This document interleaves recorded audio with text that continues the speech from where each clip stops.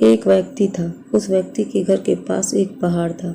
वह रोज सुबह उस पहाड़ पर जाता और कुछ देर बैठने के बाद वापस आ जाता था। उसका एक छोटा सा बच्चा था। एक दिन वह भी जिद करने लगा, पापा मैं भी आपके साथ जाऊंगा। वह व्यक्ति अपने बेटे को समझाने लगा, बेटा तुम वहाँ नहीं जा सकते, रास्ता बहुत जटिल है। उसका बेटा नहीं माना, जिद करके पिता के साथ चला गया।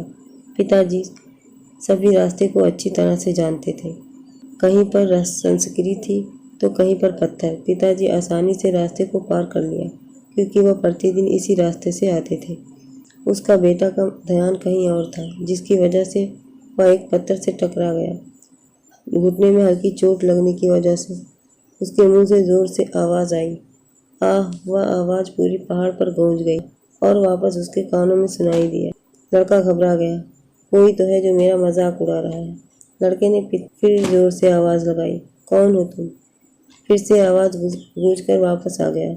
लड़का बहुत गुस्से में था, मैं तुम्हें छोड़ूंगा नहीं। वह लड़का अपने पिताजी का हाथ जोर से पकड़ लिया।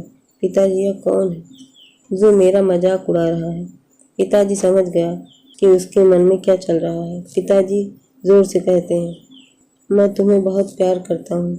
लड़का आश्चर्यचकित हो गया, यह क्या हो रहा है? वह कहते हैं कि हम हमसे बहुत प्यार करते हैं।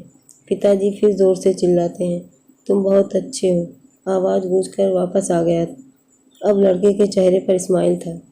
वह दोनों आगे बढ़े, अपनी पढ़ाई पूरी की।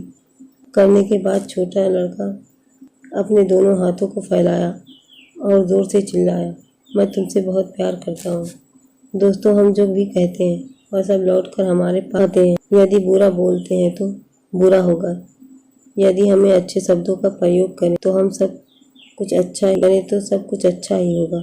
यह कहानी आपको कैसी लगी हमें कमेंट करना ना भूलें।